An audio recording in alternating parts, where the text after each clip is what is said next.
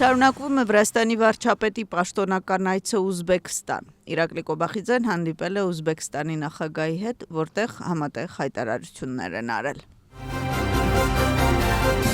Լելոյի հիմնադիր Մամուկա Խազարաձեն հանդես է գալիս այլընտրանքային քաղաքական կենտրոն ստեղծելու և բողոքի ցույցն ուժեղացնելու գաղափարով։ Այս մասին նա հայտարարել է հեռուստաընկերություններից մեկին տված հարցազրույցում։ Ըստ Խազարաձեի, կենտրոնը պետք է ստեղծվի ընտրություններում մանդատ ստացած բոլոր 4 ընդդիմադիր ուժերի և նախկին նախագահ Սալոմե Զուրաբիշվիլիի մասնակցությամբ, ինչը ըստ Խազարաձեի ընդդիմադիրներին կտանի դեպի իրենց վերջնական նպատակը։ Գերմանիան նախատեսում է ստուգումներ իրականացնել հասարակական կազմակերպություններում։ Այս որոշման մասին հայտարարել է Ֆրիդրիխ Մերցը։ Մերցի կուսակցությունը հարցում է ներկայացրել հասարակական կազմակերպություններին և պարունակում է 551 պատգամավորական հարց։ Պոլիտիկոն գրում է, որ քննադատները հետաքննությունը որակել են որպես հարձակում քաղաքացիական հասարակության վրա այն բանից հետո, երբ հասարակական կազմակերպությունները միացել են Քրիստիան դեմոկրատական միության դեմ բողոքի ակցիաներին կապված միգրացիայի հարցում կուսակցության դիրքորոշման հետ։ Ըստ Պոլիտիկոյի հասարակական կազմակերպությունները և Եվրախորհրդարանի ձախակողմյան խմբերը, ինչպիսիք են ձախերն ու կանաչները, վախենում են, որ Գերմանիայի ներքին պայքարը կարող է անցնել Եվրամիության ինստիտուտների մակարդակին, ստեղծելով պահպանողականներին և ծայրահեղ աջերին կապող ճանապարհ։ Արդար ընտրությունները գլխավոր դատախազությունից նամակ ստանալու մասին տեղեկություն է տարածել, որում գործակալությունը պահանջում է ուղարկել 2024 թվականի խորհրդարանական ընտրությունների ձայների զուգահեռ հաշվարկը և հաշվարկի արդյունքում ստացած եզրակացությունները պարունակող ամբողջական փաթեթներ։ Նաև ըստ տեղեկությունների կազմակերպությունը համապատասխան փաստաթղթեր կուղարկի գործակալությանը։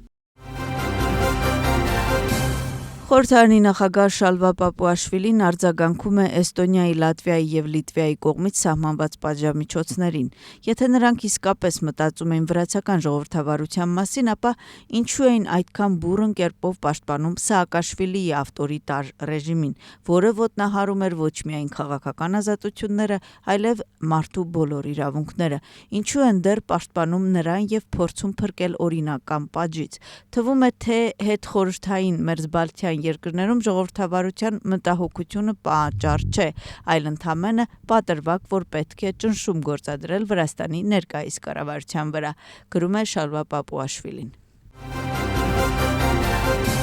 Ամերիկան վերադարձավ։ Այս խոսքերով Դոնալդ Թրամփը սկսեց կոնգրեսի համատեղ նիստի իր ելույթը։ Միացյալ Նահանգների 47-րդ նախագահը, որը 100 րոպե խոսել է առաջնահերթությունների և իր վարչակազմի կատարած աշխատանքների մասին, արտաքին հարցերի թվում անդրադարձել է Մերձավոր Արևելքում և Ուկրաինայում տիրող իրավիճակին։ Թրամփը ասել է, որ Զելենսկիից կարևոր նամակ է ստացել, նշելով, որ Ուկրաինան պատրաստ է ցանկացած հարմար պահի համաձայնագիր ստորագրել օգտակար հանածոների և անվտանգության վերաբերյալ։ Նա ևս մեկ անգամ նշել է,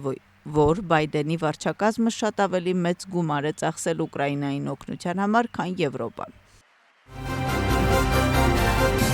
Դոնալդ Թրամփը իր ելույթի ժամանակ անդրադարձել է նաև մաքսատուրքերին, ասելով, որ տասնամյակներ շարունակ տարբեր երկրներ մաքսատուրքեր են կիրառում ԱՄՆ-ի դեմ, հիմա էլ եկել է Ամերիկայի ժամանակը, որ մաքսատուրքեր սահմանի այդ երկրների նկատմամբ։ Միացյալ Նահանգների նախագահի խոսքով ապրիլի 2-ից ուժի մեջ կմտնեն փոխադարձ մաքսատուրքերը։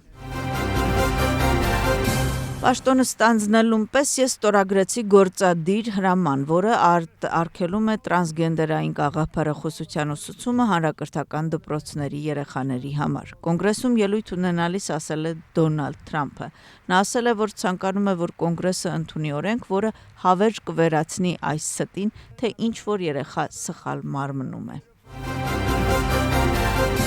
Թրամփի ելույթը արժանացավ Կոնգրեսի դեմոկրատների կոշտ քննադատությանը։ Դահլիճում գտնվող հակառակորդները իրենց բողոքն ու դժգոհություններն էին արտահայտում Թրամփի հայտարարությունների վերաբերյալ տարբեր ձևերով՝ հագուստի գույնի, շապիկների վրա գրված կամ տարբեր բովանդակությամբ պաստառների միջոցով։ Ավելի ուշ Ալ Գրինը հայտարարեց, որ աշխատում է Դոնալդ Թրամփի դեմ իմփիչմենտի գործընթաց սկսելու ուղղությամբ։ Մինչ նախագահ գովաբանում էր Իլոն Մասկին, դեմոկրատները բարձրացնում էին Մասկը գողը եւ սուտ է գրություններով ցուցակները։ Կոնգրեսում ելույթն